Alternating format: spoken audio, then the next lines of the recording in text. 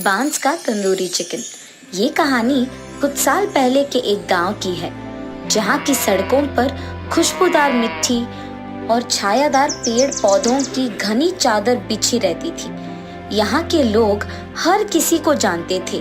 गांव का राजा, राजपुरोहित, गरीब, अमीर सभी एक ही स्थान पर जाकर स्वयं भोजन करते थे। यहाँ सबसे लोकप्रिय चीज थी जो हर कोई चाहता था, बांस तंदूरी चिकन। बांस तंदूरी चिकन बेचने वाले का नाम सुंदरलाल था। सुंदरलाल गांव का सबसे अच्छा खाना पकाने वाला था। उनके अद्वितीय खाना पकाने के कौशल का कोई सानी नहीं था। वह सिर्फ चिकन ही नहीं बल्कि दाल चावल, रोटी सब्जी और कई अन्य व्यंजन भी बना सकते थे। सुंदरलाल की तंदूरी चिकन की चाहत को गांव वाले भूल नहीं पाए। वो बांस के तन में एक विशेष मसाला डालकर चिकन तैयार करते थे और उसे जलती हुई आग पर पकाते थे। इससे उनके चिकन का एक अनोखा स्वाद और स्टाइल मिला जिसकी बराबरी कोई नहीं कर सकता। सुंदरलाल का तंदूर बांस का एक बड़ा सा टुकड़ा था, जिसका उपयोग वह बहुत सावधानी से करते थे। वह चिकन को बांस के तन की आग पर सुनहरे भूरे रंग पे पकाते थे, जिससे वो बाहर से कुरकुरा और अंदर से रसदार और स्वादिष्ट हो जाता था। सुंदरलाल की दुकान गांव में हर किसी की पसंदीदा जगह थी और वह अपने ग्राहकों के साथ बहुत दोस्ताना व्यवहार करता था। वह अकेले या दोस्तों के साथ तंदूरी चिकन का स्वाद लेते थे और हर किसी के चेहरे पे मुस्कान ला देते थे। गांव के लोग तो सुंदरलाल के तंदूरी चिकन के दीवाने थे। उनके दुकान में रोजाना भारी भीड़ जमा होती थी और वह कभी भी खत्म ही नहीं होने वाले खाना बनाते थे। जब भी सुंदरलाल बांस का चिकन बनाता था, तब उनके तंदूर से आने वाली सुगंध पूरे गांव में फैलती थी। तो बस लोग इससे जान जाते थे कि बांस तंदूरी चिकन का समय आ गया है। सुंदरलाल अपने ग्राहकों को और अधिक खुश करने के लिए कुछ एक नए विचार लेकर आए। वह चाहते थे कि उनका चिकन सबसे बड़े प्लेट पे परोसा जाए ताकि कई लोग एक ही साथ उसे खा सके। इसके लिए उन्होंने एक विशाल थाली का आविष्कार किया। ये विशाल थाली मेगा थाली कहलाई। ये थाली में चिकन के साथ साथ दाल चावल, नान और सब्जियां भी थी, और वो भी सब अद्वितीय स्वाद में थी। वो ग्रामीणों को चुनौती देता है। जो लोग इस मेगा थाली को 1 घंटे के भीतर पूरा खा सकते हैं, वो मुफ्त में खा सकते हैं। ये चुनौती गांव के लोगों के लिए एक नई भावना जागृत करने वाली थी। जैसे जैसे मेगा थाली की बात फैली, लोग इसकी ओर आकर्षित हो गए। वो चुनौती स्वीकार करने के लिए भी तैयार थे। सुंदरलाल की दुकान पर एक खड़ा हुआ करता था और वह हर दिन लोगों के लिए मेगा थाली बनाकर उन्हें खिलाता था। इससे गांव के लोगों न सिर्फ केवल स्वादिष्ट भोजन का आनंद ले रहे थे, बल्कि साथ मिलकर भोजन करने का आनंद भी प्राप्त कर रहे थे, जिससे उनके सहचर्य और मिलनसार जीवन में एक नया आयाम आया। दरअसल सुंदरलाल ने अपनी दुकान के जरिए गांव को एक नया और अनूठे तरीके से एकजुट होने का मौका दिया। उन्होंने न सिर्फ स्वादिष्ट खाना बनाने का जादू चलाया, बल्कि सभी को एक साथ बैठकर खाना भी खिलाया। ग्रामीणों के लिए सुंदरलाल की दुकान का भोजन न केवल अनूठे स्वाद का स्रोत था, बल्कि एक साथ आने का अवसर भी था, जिससे उनकी भाईचारा और गांव की एकता और भी मजबूत हुई। सुंदरलाल ने सिखाया कि एक छोटी सी दुकान भी बड़ा बदलाव ला सकती है, साथ आने का मौका दे सकती है। उन्होंने अपने गांव के लोगों को एक साथ आने का महत्व और एक साथ भोजन करने का आनंद लेने का महत्व सिखाया। इस कहानी से हमें ये सीख मिलती है कि किसी भी छोटी से कार्य से भी हम अनूठे और सकारात्मक बदलाव ला सकते हैं और साथ मिलकर जीवन का आनंद ले सकते हैं। सुंदरलाल ने अपनी कठिनाइयों का सामना किया और उन्हें सकारात्मक और सफल दिशा में बदल दिया। उन्होंने दिखाया कि एक छोटी सी दुकान भी बड़ा पहचान बना सकती है और साझेदारी की ओर में मजबूत बना सकती है। हीरापुर नामक एक सुंदर गांव था। उसी गांव में संतोष नामक एक आदमी विशेष तरह का चिकन मंडी बिरयानी बनाकर उसी गांव में बेचता था। एक दिन वो चिकन मंडी बिरयानी बनाकर बेचने लगता है। चिकन मंडी बिरयानी, विशेष चिकन मंडी बिरयानी, आइए बाबू आइए। ऐसा चिकन मंडी बिरयानी आपको और कहीं नहीं मिलेगा, इसीलिए जल्दी से आइए और खाइए। एक चिकन मंडी बिरयानी का सिर्फ 250 रुपए। जल्दी आइए बाबू, जल्दी आइए। उसके ऐसे चिल्ला चिल्ला कर बेचने के कारण आते जाते लोग उसी के मंडी के दुकान जाकर वहाँ बिरयानी को खरीद कर खाते थे। अरे संतोष, तुम्हारे तरह ये विशेष बिरयानी और कोई नहीं बना सकता। कितना ताजा और कितना स्वादिष्ट है ये बिरयानी। सच में तुमने कमाल कर दिया। ये तो मुझे पता है कि मेरे तरह इस विशेष चिकन मंडी बिरयानी को यहाँ और कोई नहीं बना सकता। ये कहके वो उसके दुकान आए हुए मेहमान को बिरयानी देते हुए रहता है। ऐसे ही इसके स्वादिष्ट बिरयानी बनाने के कारण उसके ही नहीं बल्कि आसपास के सारे गांव वाले भी संतोष के मंडी दुकान आके ही बिरयानी खाते थे। इसी कारण उसका दुकान बहुत कम समय में बहुत ही प्रमुख जगह बन जाता है और ऐसे ही उसे बहुत पैसे भी मिलते थे। अब इतने पैसे उसकी आंखों के सामने देखकर संतोष समझ गया था कि उसके जैसे बिरयानी आसपास में कोई नहीं बना पाएगा और इसी कारण उसे घमंड भी आ जाता है। इसीलिए वो आए हुए मेहमानों से घमंड होके बात करता था। ऐसे कुछ दिन बीत जाते हैं। फिर संतोष का बेटा वसंत उसके पास आता है। पिताजी, मुझे डिग्री में बहुत अच्छी संख्या मिली है। मैं चाहता हूँ कि ऊंची पढ़ाई करके पुलिस बनूं। अरे मेरा बेटा तो बड़ा बन गया है, अब इसको पढ़ाने की क्या जरूरत है। ये अगर मेरे ही साथ काम करेगा, यहाँ व्यापार संभालेगा तो हम और पैसे कमा पाएंगे। वैसे भी मैं अकेले कोई काम नहीं कर पा रहा हूँ, मुझे मदद में एक हाथ तो चाहिए ही। और तो और मैं अपने बेटे को काम सिखाकर उसे अपने पास ही रख सकता हूँ ताकि वो मुझे काम में भी मदद करे और इस व्यापार को संभालने में भी। वसंत, तुम्हें पुलिस बनने की कोई जरूरत नहीं है। हमारे पास उतने पैसे भी नहीं हैं कि तुम्हें पढ़ाऊं। इसीलिए यही बेहतर है कि तुम मेरे साथ व्यापार में साथ दो और यहाँ दुकान में मुझे मदद भी चाहिए। और तो और ऐसे हमारे व्यापार को संभाल के मेरे साथ मदद करते हुए काम करोगे तो पुलिस की नौकरी की वेतन से बहुत ज्यादा कमा पाओगे। और कब समझोगे बेटा, मेरे साथ काम करो, ज्यादा पैसे कमाओ और खुश रहो। अब चुपचाप कल से यहाँ शुरू हो जाओ, ठीक है? क्या मैं अपना पढ़ाई रोककर पापा के साथ मंडी की बिरयानी बना के उसे बेचूं? हाँ, अब अगर पापा की बात नहीं सुनूंगा तो वो बहुत बुरा मान जाएंगे। तो अब करना ही पड़ेगा और उनका बात सुनना ही पड़ेगा। यही सोचते हुए वो निराश होकर अपने घर चले जाता है और इस सोच में पड़ जाता है कि वो क्या करे। अरे हाँ, मैं ऐसा कर सकता हूँ। मैं पापा के साथ सुबह दुकान में उनकी मदद करूँगा और शाम को घर लौटते ही अपनी पुलिस ट्रेनिंग के लिए तैयार हो जाऊंगा। पैसे मैं पापा को पता चले बिना माँ से ले लूंगा। ऐसे तो पापा भी खुश रहेंगे और मैं भी।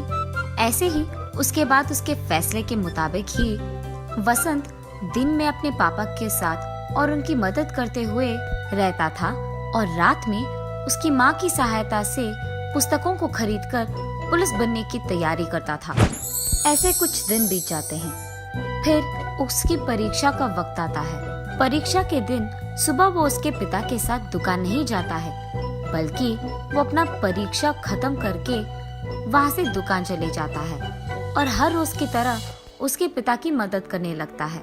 लेकिन रात भर की पढ़ाई के कारण उसे बहुत नींद आने लगती है और वो दुकान में काम करने के बजाय गहरी नींद आने के कारण टेबल पे सो जाता है। टेबल पे सो जाना वसंत के पिता संतोष देखते हैं और गुस्से में उसके पास जाकर ऐसे कहते हैं, वसंत, वसंत, सुबह सुबह तुम्हें नींद क्यों आ रही है? तुम रात भर सोए नहीं? जी पापा, वो मुझे नींद आ गई अचानक तो मैं सो गया। माफ कीजिए, मैं काम करना शुरू कर दूंगा। वसंत, तुम ऐसे ही करोगे तो अमीर छोड़ो नालायक बन जाओगे।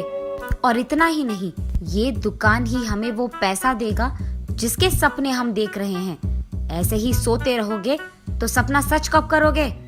ऐसे गुस्से में उसको डांटकर संतोष वहाँ से चले जाता है। वसंत की परीक्षा खत्म हो जाने के कारण वो अगले दिन से हर रोज की तरह उसके पिता के दुकान जाकर सारे काम वैसे के वैसे ही करने लगता है और उसके परीक्षा के परिणाम का इंतजार भी करता है। कुछ दिन बाद उसके परीक्षा के परिणाम आ जाते हैं। उसमें वसंत के अच्छे मार्क्स आने के कारण उसे जल्द ही पुलिस की ट्रेनिंग के लिए जाने की जरूरत पड़ जाती है। तो इसका मतलब ये हुआ कि मेरे कहने के बावजूद तुमने पढ़ाई करके पुलिस की नौकरी के लिए कोशिश किया है। मैंने तुम्हें बहुत बार समझाया कि उससे ज्यादा पैसे हमारे इस व्यापार में आएंगे। चलो छोड़ो, तुम्हें तो वैसे भी ये बातें समझ में नहीं आएंगी। अब से तुम्हारे बिना भी यही व्यापार अच्छा चलेगा और अकेले ही मैं इसे खूब चला सकता हूँ। तुम्हारे आने या जाने से कोई फर्क नहीं पड़ता है और अब से तुम्हारा घर में रहना या ना रहना तुम्हारी मर्जी है। इससे मुझे कोई फर्क नहीं पड़ेगा। अब से मुझे तुम्हारी जिंदगी के बारे में कुछ भी नहीं पता चलना है। तुम्हें जो करना है करो। ऐसे गुस्से में वसंत पे क्रोधित होकर संतोष वहाँ से चले जाता है। काश पापा समझ पाते कि पुलिस की नौकरी मेरे लिए बहुत जरूरी है और यही मेरा ख्वाब है, मेरा सपना है और मैं सिर्फ यही करना चाहता हूँ। अब नहीं समझ पा रहे हैं। आशा करता हूँ कि पापा कभी न कभी मेरी इस बात को, इस सपने को समझ पाएंगे। पर अगर अब मैं इनके लिए ये नौकरी छोड़ दूंगा तो आगे कभी नहीं कर पाऊंगा। इसीलिए मुझे देर नहीं करना होगा। अभी मुझे पुलिस की ट्रेनिंग के लिए चले जाना होगा। उसके फैसले के मुताबिक ही कुछ ही महीनों में वो पुलिस की ट्रेनिंग के लिए चले जाता है। ट्रेनिंग खत्म करते ही उसके अपने गांव के पड़ोस गांव में उसको इंस्पेक्टर का नौकरी मिलता है। जब वो अपने पिता के पास ये खुशखबरी देने जाता है तो वो उनसे बात तक नहीं करते हैं और उनका मुंह मोड़ के वहाँ से चले जाते हैं। वसंत उसकी नौकरी बहुत इज्जत और जिम्मेदारी से निभाता है और इसी कारण उस सारे गांव में और पड़ोसी गांव में भी उसकी बहुत तारीफ करते थे। और यहाँ संतोष उसके दुकान में कोई भी नौकर नहीं लगाता है, अकेले ही सारे काम करते रहता है। और ये सब उसी गांव में रहने वाले दो आदमी दूर से देखते रहते हैं। संतोष को सारा दुकान और व्यापार अकेले संभालते हुए देख वो दोनों आदमी एक दिन जब संतोष उसके दुकान पे नहीं था, उस मौका देखकर उस दुकान को कब्जा कर लेते हैं। दुकान को लौटने के बाद जब संतोष देखता है कि उसके दुकान में दो नए लोग काम कर रहे थे, वो चौंक जाता है और उनसे जाकर पूछता है, आप इसी गांव के लोग हो ना? क्या आपको पता नहीं है कि ये मेरा दुकान है? आप यहाँ बिरयानी क्यों बना रहे हो? हाँ, ये हमारा दुकान है। तुम हमारे दुकान आकर हमसे ही पूछ रहे हो? तुम ये बताओ कि यहाँ क्यों आए हो? ऐसे हमारे दुकान को तुम्हारा दुकान कहोगे तो हम चुप नहीं बैठने वाले। उन आदमियों का ऐसे कहने के कारण संतोष चौंक जाता है और उसके पड़ोसी दुकान वाले के पास जाता है। भैया, आपको तो पता है कि ये मेरा दुकान है, तो ये लोग आ रहे थे, आपने उन्हें रोका क्यों नहीं? अरे वाह, जब हमें तुम्हारी जरूरत थी तो तुम बहुत घमंड थे। अब जब तुम्हें हमारी जरूरत आ गई तो हम क्यों तुम्हारी मदद करें? चलो जाओ यहाँ से। ये सुनकर वो बहुत निराश हो जाता है और उसी दुख में संतोष उसके घर चले जाता है और हर दिन यही सोचता है कि इस मुसीबत से वो बाहर कैसे आए। और ऐसे बहुत दिन बीत जाते हैं। कुछ दिन बाद संतोष को उसके पड़ोस गांव के दोस्त की याद आती है और उसके पास जाकर वो जो कुछ भी हुआ समझाता है। तब उसका दोस्त, अरे संतोष, इस बात के लिए इतना दुख? तुम चिंता मत करो, हमारे गांव का पुलिस अधिकारी जो है वो बहुत ही अच्छे इंसान है, सबकी मदद करते हैं। जब हमारे गांव वासी का बाइक खो गया था तब भी उस पुलिस इंस्पेक्टर ने हमारी बहुत मदद की थी और उस आदमी को उनका बाइक भी लौटा दिया। वो इतने अच्छे आदमी हैं, मुझे जरूर यकीन है कि वो तुम्हारा भी मदद करेंगे। चलो बिना कोई देरी के उनके पास चले जाते हैं। ये कहकर संतोष का दोस्त उसको उस पुलिस अधिकारी के पास ले जाता है। इंस्पेक्टर साहब, यही है मेरा दोस्त संतोष। और जो कुछ भी हुआ वो इंस्पेक्टर को बताता है। जब संतोष इंस्पेक्टर से मिलने जाता है, वहाँ अपने बेटे को देख संतोष चौंक जाता है और बिना कुछ बात किए वो वहां से चलने लग जाता है। पापा रुकिए, हमारी दुकान पे किसी ने कब्जा कर दिया, मैं उन्हें नहीं छोड़ूंगा, हम हमारी दुकान को वापस पाएंगे, चलिए। अरे संतोष, इंस्पेक्टर साहब तुम्हारे बेटे हैं, तुमने तो ये बात बताई भी नहीं। अरे अब चिंता करने की कोई जरूरत नहीं, तुम्हारा बेटा है, ये काम करके ही वापस आएगा, चलो हम भी उसके साथ जाते हैं। और ऐसे वो तीनों संतोष के दुकान के पास जाते हैं। वहां दो और लोगों को काम करते हुए देख, हम सालों से इस दुकान में काम कर रहे हैं, तुम्हारी इतनी जुर्रत कि तुम यहाँ कब्जा करके बिरयानी बना के बेच रहे हो, हमारी दुकान हमें वापस कर दो, वरना तुम्हें तो मैं छोड़ूंगा नहीं। अरे साहब, हमें तो पता भी नहीं था कि ये आपका दुकान है, हमने इसका कब्जा कर दिया और उसके लिए हमें माफ कर दीजिए, हमें हमारी गलती का एहसास हो गया है, आप आपकी दुकान को वापस ले लीजिए, हम यहाँ से चले जाएंगे साहब।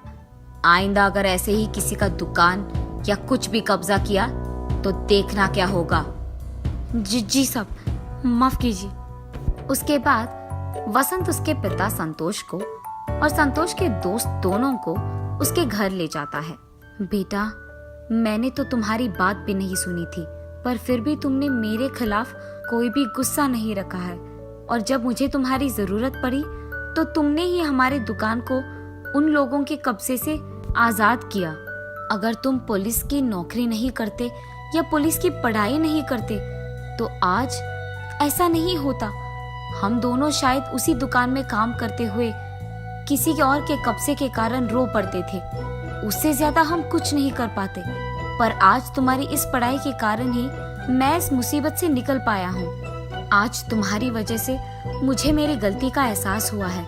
कोई भी नौकरी करते हुए ज्यादा पैसे कमाकर घमंडी रहना सही नहीं है। तुम्हारी तरह अच्छी पढ़ाई करके, मेहनत करके काम करते हुए सारे गांव वालों का इज्जत कमाना सच्चा काम है, और यही नेक और ईमानदार काम है। ये मैं समझ नहीं पाया बेटा, और इसके लिए मुझे माफ कर दो।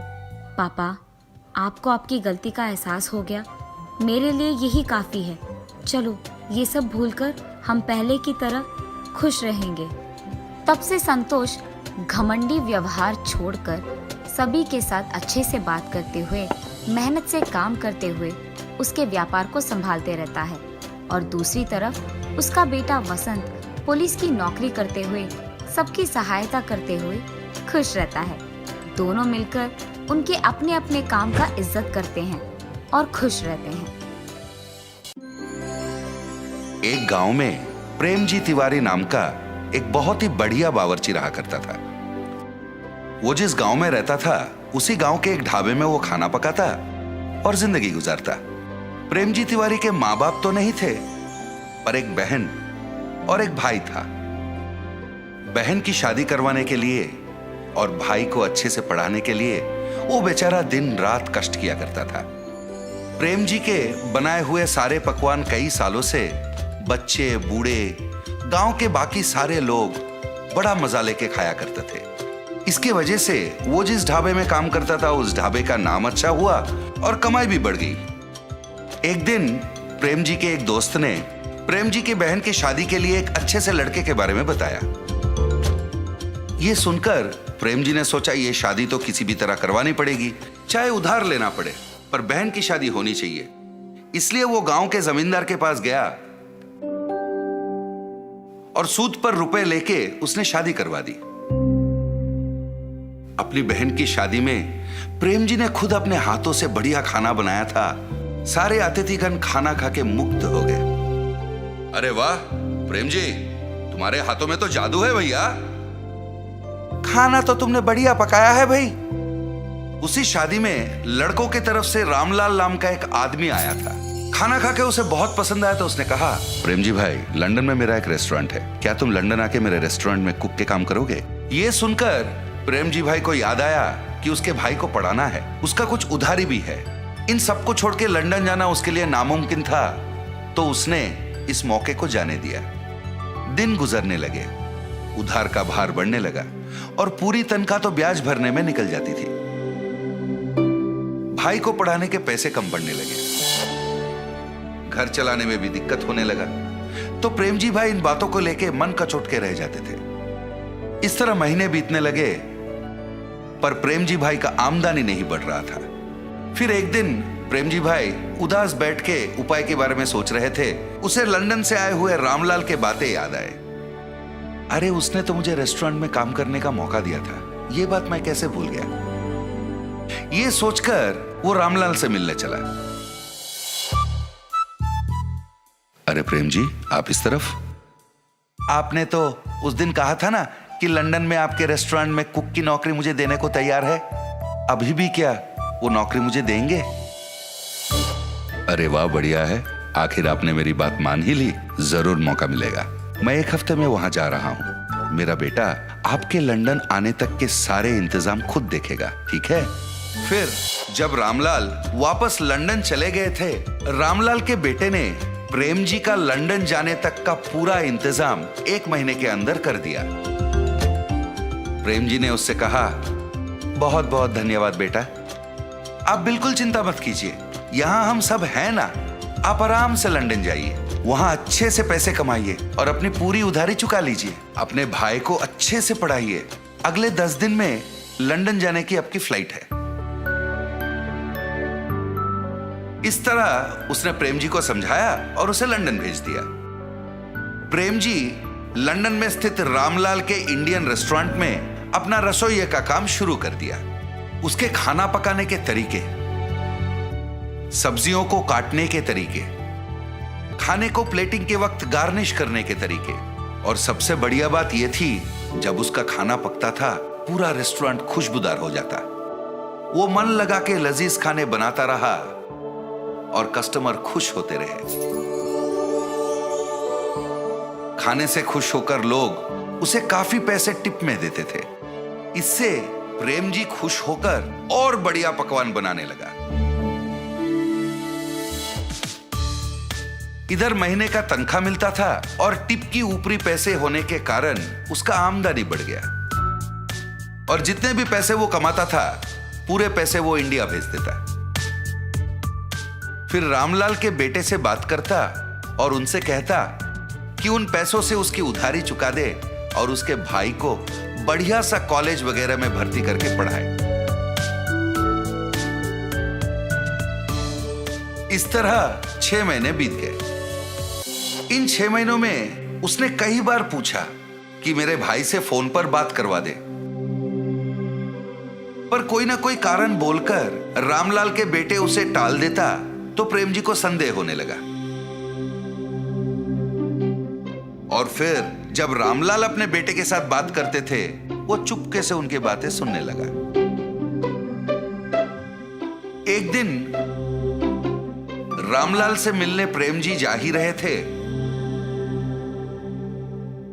उसने देखा रामलाल बहुत गुस्से में किसी से फोन पर बात कर रहा है, तो वो छिपके सुनने लगा।